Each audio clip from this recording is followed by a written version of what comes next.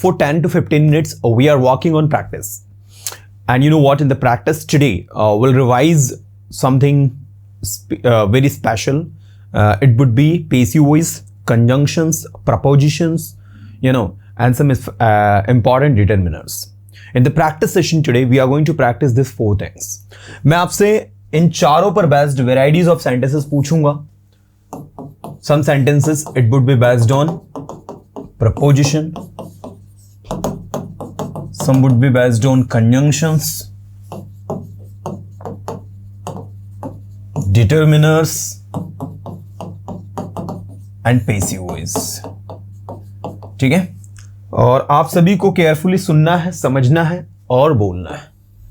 देखिए, अगर मैं बात करूं सबसे पहले प्रपोजिशंस की, तो प्रपोजिशंस कैसे काम करती है. मैंने कहा वह अपने करियर के प्रति बहुत सीरियस है. क्या कहोगे? He is very serious. In English you would say he is very serious towards his career. ठीक है, he is very serious towards his career. वो अपने करियर के प्रति बहुत ज्यादा क्या है, सीरियस है. मैंने कहा आपको अपने करियर के प्रति, आपको अपने दोस्तों के प्रति ईमानदार होना चाहिए. You should be honest towards your friends. क्या कहेंगे बोलो? आपको अपने दोस्तों के प्रति ईमानदार होना चाहिए. You should be honest अपने दोस्तों के प्रति towards your friends. You should be honest towards your friends. So towards is actually a preposition. Conjunctions मैंने कहा जैसा कि आप जानते हैं, as you know, अंग्रेजी एक महत्वपूर्ण भाषा है. English is an important language.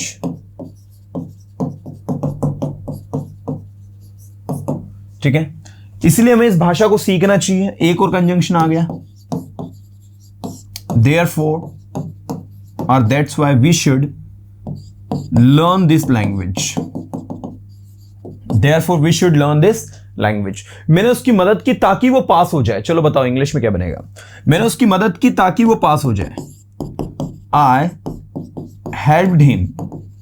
ताकि को इंग्लिश में कहते हैं English students so that he could pass, he might pass. Okay. मैंने उसकी मदद की ताकि वो पास हो जाए. I helped him so that he could pass. वो यहां आया ताकि वो इंग्लिश सीख जाए. He came here so that he could learn English. लेकिन उसने अपनी इंग्लिश को इंप्रूव नहीं किया. But he did not improve his English. मैं वहां गया ताकि मैं अपना काम कर सकूं. I went there so that I could do my work. I went there so that I could do my work. So this is actually, अब देखो ये डिटरमिनर्स कैसे काम करता है, उसका क्या पैटर्न है वो समझो. डिटरमिनर्स मतलब कि आपके some, any, okay, none, few, all. ठीक है, ये आपके सारे डिटरमिनर्स होते हैं. Each, every. ओके, चलिए मैं सबके सेंटेंस आपसे पूछता हूं और you guys have to speak. few, little, many, much. ठीक है, ये सारे आपके क्या है, डिटरमिनर्स है. अब मैंने कहा कुछ स्टूडेंट्स आज एब्सेंट है. some students are absent today. everybody has to speak. कुछ स्टूडेंट्स आज एब्सेंट है. some students are absent today. कोई लड़का आ रहा है. any boy is coming. Any boy is coming. कोई लड़की वहां बैठी हुई है. Any girl is sitting there. क्या आपके पास कोई एक्स्ट्रा पेन है? Do you have any extra pen? तो जो कोई का मीनिंग होता है ना, उसके लिए any लगता है आपका. None, कोई भी नहीं. ठीक है, मैंने कहा none was there, कोई भी वहां नहीं था. Few, थोड़े, काउंटेबल के लिए. और ये शायद यहां लिखा हुआ है, इसको यहां से हटा देते हैं अपन. फ्यू, थोड़े, काउंटेबल के लिए. लिटिल, थोड़ा, अनकाउंटेबल के लिए. दोनों में डिफरेंस देखो. ये काउंटेबल के लिए यूज होता है और ये जो है अनकाउंटेबल के लिए यूज होता है. ठीक है ना. फ्यू थोड़ा और लिटिल थोड़ा, दोनों में डिफरेंस क्या है? फ्यू थोड़ा काउंटेबल के लिए यूज करते हैं और लिटिल अनकाउंटेबल के लिए यूज करते हैं. ऐसे ही ऑल, ऑल मतलब क्या होता है? सभी. ईच, प्रत्येक. एवरी, सभी, मेनी, मच, ठीक है ना, कई सारे के लिए यूज होता है ये। मैंने आपसे पूछा, ध्यान दीजिएगा, कुछ बॉयज आज एब्सेंट हैं, some boys are absent today. क्या किसी लड़के को आपने वहां देखा? Did you see any boy there? क्या किसी लड़की को आपने वहां देखा? Did you see any girl there? कोई भी वहां नहीं था, nobody was there, none was there, सभी वहां हैं, यू नो, या कह सकते हैं कि आज सभी उपस्थित है। All is present today, all is present today, सब कुछ ठीक है, all is good, all is well, है ना। तो ये ऑल आपका इंडेफिनिट प्रोनाउन, लेकिन जब डिटर्मिनर्स के रूप में आप इसे यूज कर रहे हो तो इसके बाद क्या आना चाहिए? नाउन आना चाहिए। मैं लिख देता हूं, मैंने कहा ऑल स्टूडेंट्स, सारे स्टूडेंट्स चाहते हैं वहां जाना, all students want to go there. तो ये जो ऑल है ये आपका डिटर्मिनर्स है। चूंकि हम लोग डिटर्मिनर्स में पढ़ रहे हैं तो ऑल को हम ऐसे ही पढ़ेंगे। मैंने सारे स्टूडेंट्स की मदद करी, आई हेल्प्ड ऑल दी स्टूडेंट्स या ऑल स्टूडेंट्स, ठीक है। So you can see that this is the all. All का मतलब क्या हो गया? सभी। नेक्स्ट, ईच, प्रत्येक, एवरी, प्रत्येक। ईच और एवरी के बीच में अगर अंतर की बात करें तो ईच इंडिविजुअली हर एक को पॉइंट आउट करता है।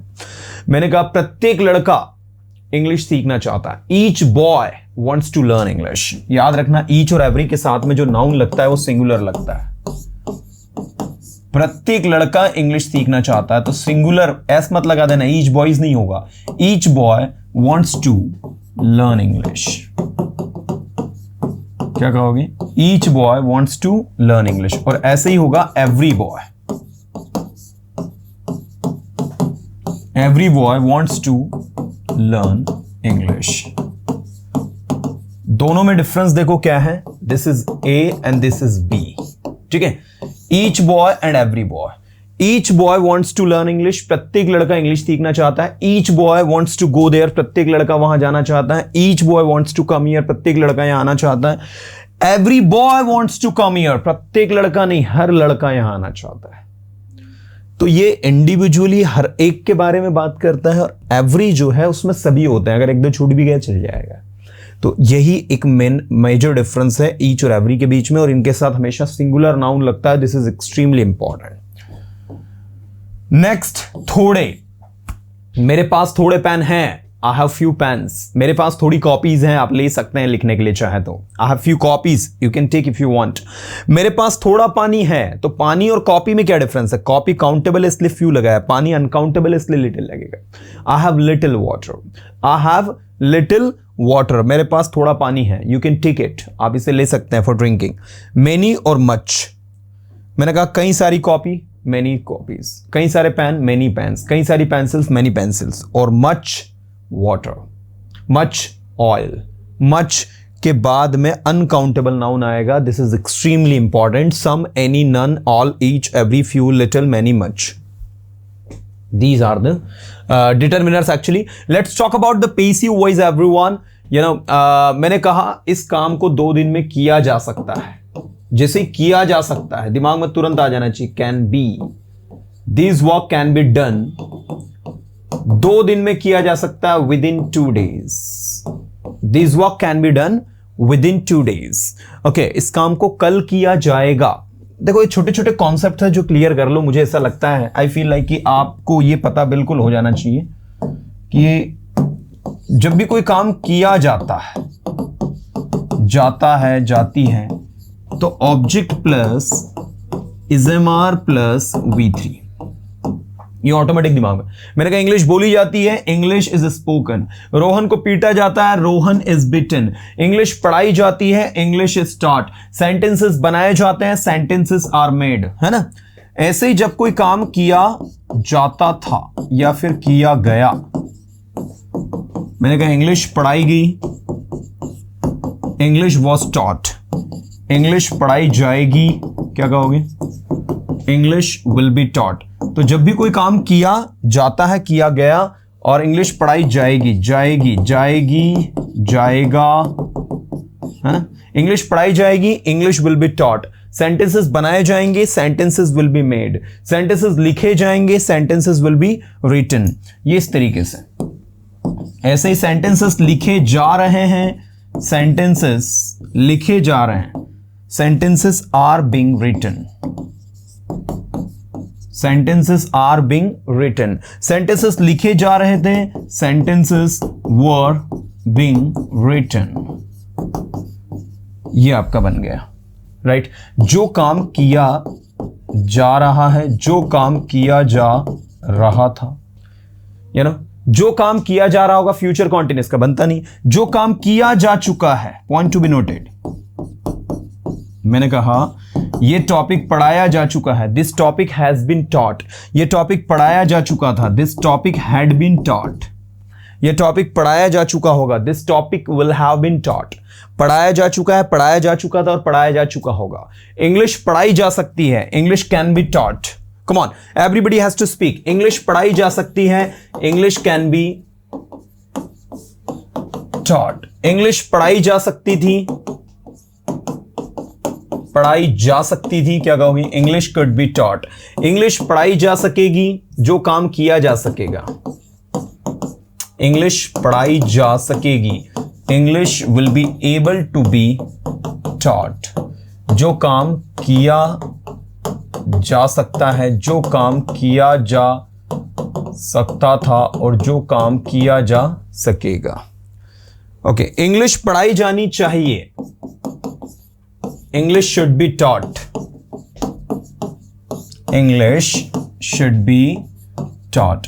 इंग्लिश बोली जानी चाहिए, English should be spoken, English should be spoken. English अवश्य बोली जानी चाहिए, English must be spoken, English must be spoken. Sentences अवश्य बनाए जाने चाहिए, sentences must be taught. Sentences अवश्य बोले जाने चाहिए, sentences must be spoken, sentences must be spoken. Sentences अवश्य लिखे जाने चाहिए, sentences must be wrote, must be written, sorry. Sentences लिखे जाने चाहिए, sentences ought to be. Getting? तो इस तरीके से जो काम किया जा सकता है, किया जा सकता था, किया जा सकेगा, किया जाना चाहिए, किया जाना ही चाहिए, किया जाना चाहिए, this is the way to work, है ना। मैंने कहा इंग्लिश बोली जानी चाहिए, English should be spoken. English अवश्य बोली जानी चाहिए, English must be spoken. English बोली जानी चाहिए, English ought to be spoken. English बोली जानी है, क्या कहोगे? English has to be spoken. English बोली जानी थी, English had to be spoken. English बोली जानी होगी, English will have to be spoken. English बोली जाया करती थी, English used to be spoken. English बोले जाने की जरूरत है, English need to be spoken. और इंग्लिश बोले जाने की हिम्मत है, English dare to be spoken. You know what? So passive voice में ज्यादा केमिकल लोचा नहीं है, passive voice is all about practice. If you are practicing and try to use it, like आपने यार देखा, इस रूम को रेगुलरली साफ किया जाना चाहिए। क्या कहा आपने? This room should be clean regularly. You know, भाषा को समझा जाना चाहिए। Language need to be, language should be understood. भाषा को ज्यादा से ज्यादा एक्सप्रेस किया जाना चाहिए। Language should be expressed more and more. You know, जो काम किया जा सकता है, जो काम किया जा सकता था, जो काम किया जा सकेगा, जो काम किया जाना चाहिए, जो काम किया जाना चाहिए। मैंने कहा इंग्लिश बोली जानी चाहिए, English should be spoken, English should be spoken. English अवश्य बोली जानी चाहिए, अवश्य बोली जानी चाहिए। English must be spoken. English बोली जानी है, English has to be spoken. English पढ़ाई जानी है, English has to be taught. जब कुछ किया जाना है, लाइक मैंने कहा कि आज से सारे स्टूडेंट्स को एक नया टॉपिक पढ़ाया जाना है। From today a new topic has to be taught to all the students. Today a new topic, from today a new topic has to be taught to all the students, और you can say all the students have to be taught a new topic from today. So इस तरीके से जो भी काम किया जाना है या जाना पड़ता है, जनरली जाना पड़ता है कि सेंस में तो हम यूज करते नहीं, इसको जाना है कि सेंस में बहुत यूज करते हैं। जो भी काम किया जाना है, लाइक इंग्लिश बोली जानी, English has to be spoken, काम को समय पर किया जाना है, the work has to be done on time. पूरी दुनिया में एक दिन इंग्लिश बोली जानी है, one day English has to be spoken across the world, you know. Sentences बनाए जाने हैं, sentences has to be made, sentences बनाए जाने थे, sentences had to be made, sentences बनाए जाने होंगे, sentences will have to be made, sentences बनाए जाया करते थे, sentences used to be made, you know. Just we need to practice and try to use this particular situation in our spoken English. जो भी काम किया जा सकता है, मैंने कहा इस टॉपिक को पढ़ाया जा सकता है, this topic can be taught. इस टॉपिक को पढ़ाया जा सकता था, this topic could be taught. पढ़ाया जा सकता था, could be taught. इस टॉपिक को पढ़ाया जा सकेगा, this topic will be able to be taught, है ना। इस टॉपिक को पढ़ाया जाना चाहिए, this topic should be taught. पढ़ाया जाना चाहिए, should be taught. इस टॉपिक को अवश्य पढ़ाया जाना चाहिए, this topic must be taught. This topic must be taught, you know. So this is actually the thing, right? इस टॉपिक को पढ़ाया जाना है, this topic has to be taught. इस टॉपिक को पढ़ाया जाना था, this topic had to be taught. इस टॉपिक को पढ़ाया जाना होगा, this topic will have to be taught, है ना। इंग्लिश बोली जानी चाहिए, English should be spoken. English अवश्य बोली जानी चाहिए, English must be spoken. English बोली जानी चाहिए, English ought to be spoken. English बोली जानी है, English has to be spoken. English बोली जानी थी, English had to be spoken. English बोली जानी होगी, English will have to be spoken, you know.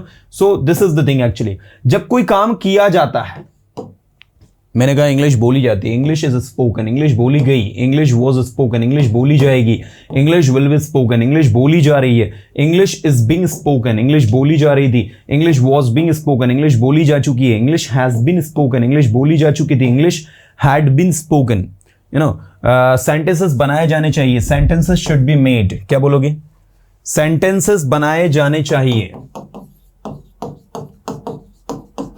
Sentences बनाए जाने चाहिए। चलो बोलो तो सभी, ठीक है। सेलफोन खाना खाते वक्त यूज नहीं किया जाना चाहिए। क्या बनेगा? सेलफोन खाना खाते वक्त यूज नहीं किया जाना चाहिए, तो cellphone should not be used खाना खाते वक्त, while eating food।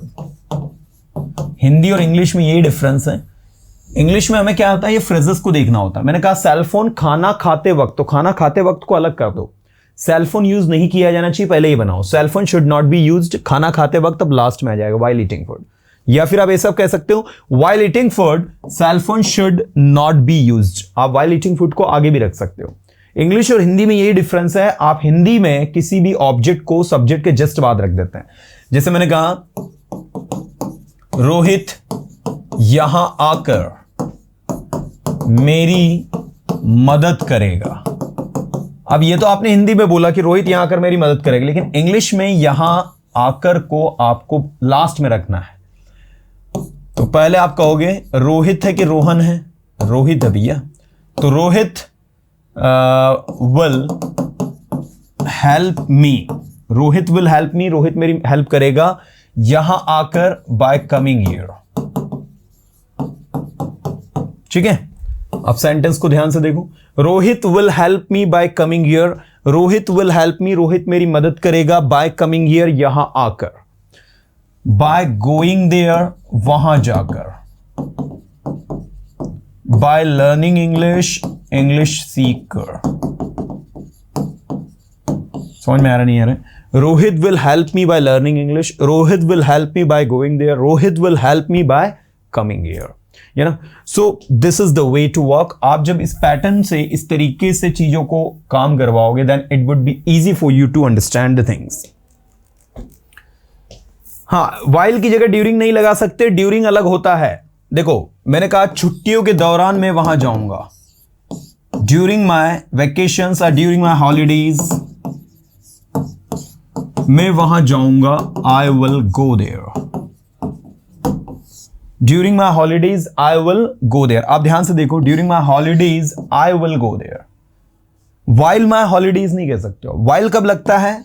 वर्ब के साथ। मैंने कहा वाइल ईटिंग फूड, खाना खाते वक्त, वाइल स्लीपिंग, सोते वक्त, वाइल लर्निंग इंग्लिश, इंग्लिश सीखते वक्त, वाइल ईटिंग फूड, खाना खाते वक्त, You should not use cell phone. आपको सेल फोन यूज नहीं करना चाहिए, है ना? ओके, इंग्लिश सीखते वक्त आपको ध्यान से सुनना चाहिए. बनाओ इसका इंग्लिश. While learning English, आपको ध्यान से सुनना चाहिए. You should listen carefully. ठीक है, आप सुनते नहीं हो इसीलिए आपको कोई चीज समझ में नहीं आती. You don't listen. ठीक है, इसीलिए आपको कोई चीज समझ में नहीं आती. That's why you don't understand anything. You don't understand anything. इसलिए आपको कोई चीज समझ में नहीं आती. समझने की कोशिश करो यदि आप समझ सकते हो तो. Try to understand if you can. बोलने की कोशिश करो यदि आप बोल सकते हो तो. Try to speak if you can. बार बार बोलो. Speak again and again. बार बार यहां आओ. Come here again and again. बार बार वहां जाओ. Go there again and again. सुनो और बोलो. Listen and speak. बोलने की कोशिश करो. Try to speak. समझने की कोशिश करो. Try to understand. मैं जानता हूं आप क्या कर रहे हो. I know what you are doing. You know, सो आप जब इस तरीके से प्रैक्टिस करोगे it would be very beneficial for you. ये आप सभी के लिए बहुत ज्यादा बेनिफिशियल होगा. और कहीं ना कहीं somehow when you practice random sentences based on preposition, conjunctions, determiners, passive voice, it somehow gives you a lot of knowledge and make you enable to speak English confidently. So I insist you all to practice the random sentences and improve your spoken English by practicing it.